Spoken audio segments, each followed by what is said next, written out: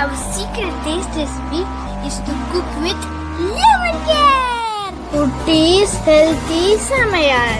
Hello friends, welcome to Kutti's Healthy Samayal. Be positive, be healthy. நம்ம சேனலை subscribe பண்ணாதவங்க subscribe பண்ணிவிட்டு பக்கத்தில் இருக்க பெல் பட்டனை கிளிக் பண்ணிக்கோங்க. ஆல் ஆப்ஷனை கிளிக் பண்ணுங்கள். அப்போ தான் நாங்கள் போடுற எல்லா வீடியோஸோட நோட்டிஃபிகேஷன்ஸ் உங்களுக்கு வரும். இது வரைக்கும் சப்ஸ்கிரைப் பண்ண எல்லாருக்கும் தேங்க்யூ ஸோ மச். நாம் இன்றைக்கி ரொம்பவும் டேஸ்டியான ஹெல்த்தியான பருப்பு கீரை கடையல் எப்படி செய்யுதுன்னு பார்க்க போகிறோம்.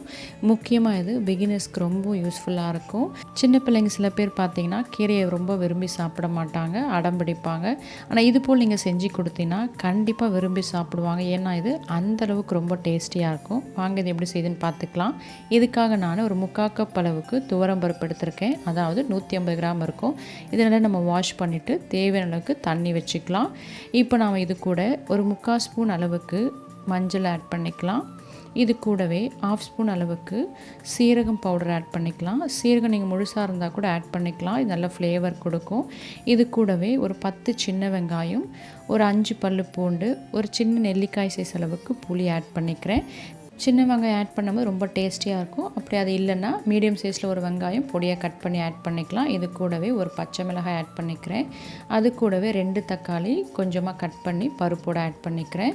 இது கூடவே 3 வரமிளகாய் ஆட் பண்ணிக்கிறேன். உங்களுக்கு காரம் இன்னும் தேவைப்படுன்னா 1-2 எக்ஸ்ட்ரா ஆட் பண்ணிக்கலாம். இது கூடவே ஒரு 1/2 ஸ்பூன் அளவுக்கு பெருங்காயத்தூள் ஆட் பண்ணிக்கிறேன். அடுத்ததாக இது கூடவே ஒரு 1/2 ஸ்பூன் அளவுக்கு எண்ணெய் ஆட் பண்ணிக்கலாம். அப்போ நமக்கு பருப்பு வெளியே வராமல் வேகும். அதுக்காக தான் இப்போ அதை வேக வச்சுக்கலாம். அது இருக்கட்டும். இதுக்காக ஒரு கட்டு பருப்பு கீரை க்ளீன் பண்ணி வச்சுருக்கேன். எந்த கீரை வாங்கினாலும் கொஞ்சமாக உப்பு போட்டு நீங்கள் 3-4 முறை தண்ணி ஊற்றி அலசி வச்சுக்கோங்க. அப்போ நம்ம க்ளீனாக இருக்கும். அது இருக்கட்டும். இப்போ பருப்பு பார்த்திங்கன்னா ஒரு 75% நான் வேக வச்சு எடுத்திருக்கேன். இப்போ இதிலேயே கொஞ்சமாக நான் தண்ணி ஆட் பண்ணி அலசி வச்சுருக்க கீரையும் ஆட் பண்ணிக்கலாம். ஆட் பண்ணி நல்லா மிக்ஸ் பண்ணி விட்டுக்கலாம். இது போல் ஓப்பன்லேயே நம்ம வேக வச்சு எடுத்துக்கலாம். இது சீக்கிரமாக வெந்துடும். இது கூட ஒரு 1/2 ஸ்பூன் அளவுக்கு எண்ணெயும் ஆட் பண்ணி வேக வச்சோம்னா கலர் மாறாமல் நமக்கு நல்லா க்ரீனிஷாக இருக்கும் கீரை. ஸோ இது போல் நம்ம ஒரு 2-3 மிக்ஸ் கொடுத்து விட்டாலுமே அது நல்லா வெந்து வந்துடும் உங்களுக்கு. ஸோ இது போல் வேக வச்சு பாருங்கள். ஒரு முறை செஞ்சு பாருங்கள். அதில் இருக்க சத்துக்களும் நமக்கு அப்படியே கிடைக்கும். ஏன்னா கீரை எந்த கீரை நம்ம வேக வச்சாலும் குக்கரில் போட்டு நீங்கள் மூடி போட்டு நிறைய விசில் விட்டாலுமே அதில் இருக்க சத்துக்கெல்லாம் அழிஞ்சிரும். ஸோ இது போல் நீங்கள் செஞ்சு பாருங்கள். ரொம்ப நல்லாயிருக்கும். குழம்பும் டேஸ்ட் ரொம்ப சூப்பராக இருக்கும். அப்படிலாம் நீங்கள் பருப்பு குக்கரில் போட்டு வேக வைக்கும் போதே இன்னொரு சைடு இது போல் கடாயில் நீங்கள் கீரையை ஆட் பண்ணி கொஞ்சமாக ஒரு 1/4 கப் மட்டும் நீங்கள் தண்ணி ஆட் பண்ணி கீரைக்கு தேவையான அளவுக்கு உப்பு ஆட் பண்ணிக்கலாம். அது கூட ஒரு 1/4 ஸ்பூன் அளவுக்கு மஞ்சள் ஆட் பண்ணி நீங்கள் ஓப்பனில் இப்படி வேக வச்சு எடுத்திங்கன்னா இதுவுமே உங்களுக்கு சீக்கிரமாக வெந்து வந்துடும். கீரையும் கலர் மாறாமல் உங்களுக்கு குழம்பு க்ரீனிஷாக இருக்கும். ஸோ இது போல் கூட நீங்கள் ட்ரை பண்ணலாம். இது போல் நீங்கள் எல்லா கீரைக்குமே செய்யலாம். கடாயில் வேக வச்ச கீரையும் பாருங்கள் நல்லா வெந்துடுச்சு. அதே போல் குக்கரில் ஆட் பண்ண கீரையும் நல்லா வெந்துடுச்சு. இதை நம்ம பருப்பு சட்டியில் ஆட் பண்ணி கடைஞ்சிக்கலாம். தண்ணி அதிகமாக இருந்தால் வடித்து வச்சுக்கோங்க. அப்போ தான் கடையிறதுக்கு நமக்கு ஈஸியாக இருக்கும். பருப்பெல்லாம் ஆட் பண்ண பிறகு இதுக்கு தேவையான அளவுக்கு உப்பு ஆட் பண்ணி கடைஞ்சோம்னா சீக்கிரமாக கடைஞ்சிடலாம். பாருங்கள் நான் கொஞ்சம் தண்ணி வடித்து வச்சுருக்கேன். அதுக்கப்புறம் நம்ம குழம்பு தாளிக்கும் போது ஆட் பண்ணிக்கலாம். நம்ம நல்லா நைஸாக கடைஞ்சாச்சு. கீரை பாருங்கள் கலர் மாறாமல் எவ்வளோ க்ரீனிஷாக இருக்குது. டேஸ்ட்டும் பார்த்திங்கன்னா அவ்வளோ சூப்பராக இருக்கும். ஸோ கீரை வேக வைக்கிறது இது போல் மெத்தட் யூஸ் பண்ணி பாருங்கள். கண்டிப்பாக நல்லாயிருக்கும். இப்போ நம்ம குழம்பு தாளிச்சிக்கலாம். இதுக்காக ஒரு கடாய் வச்சு ஒரு 2 ஸ்பூன் அளவுக்கு எண்ணெய் ஆட் பண்ணிக்கிறேன். எண்ணெய் சூடான பிறகு 1 ஸ்பூன் அளவுக்கு கடுகு ஆட் பண்ணிக்கலாம்.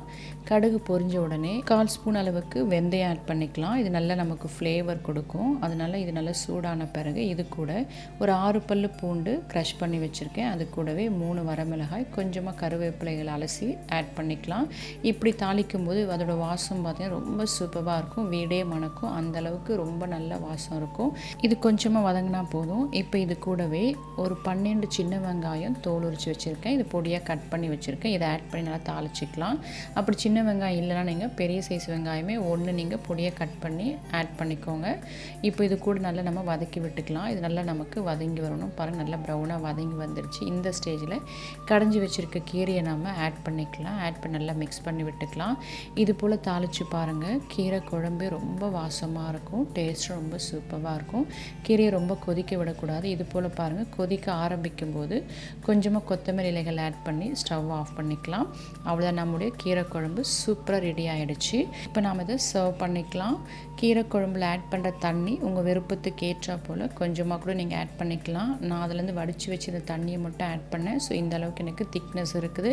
இதோட டேஸ்ட் பார்த்தா ரொம்ப சூப்பராக இருக்கும். இது போல் செஞ்சு கொடுத்து பாருங்கள். சின்ன பிள்ளைங்களுக்கு பெரியவங்க வரைக்கும் எல்லாருமே விரும்பி சாப்பிடுவாங்க. இதில் ஆட் பண்ணுற பருப்போட அளவு, காரம், புளிப்பு எல்லாமே உங்கள் டேஸ்ட்டுக்கு ஏற்ற போல் கூட குறைய ஆட் பண்ணிக்கோங்க. பருப்பு கீரைக்கு கொஞ்சம் பருப்பு அதிகமாக இருந்தால் டேஸ்ட் ரொம்ப நல்லாயிருக்கும். ஸோ நீங்களும் இது போல் செஞ்சு பாருங்கள். செஞ்சு பார்த்துட்டு உங்கள் டேஸ்ட்டு, உங்கள் எக்ஸ்பீரியன்ஸ் எனக்கு கமெண்ட் பண்ணுங்கள். மறக்காமல் லைக் பண்ணுங்கள். ஃப்ரெண்ட்ஸ் அண்ட் ஃபேமிலிக்கு ஷேர் பண்ணுங்கன்னு தொடர்ந்து சப்போர்ட் பண்ணுங்கள். தேங்க்யூ.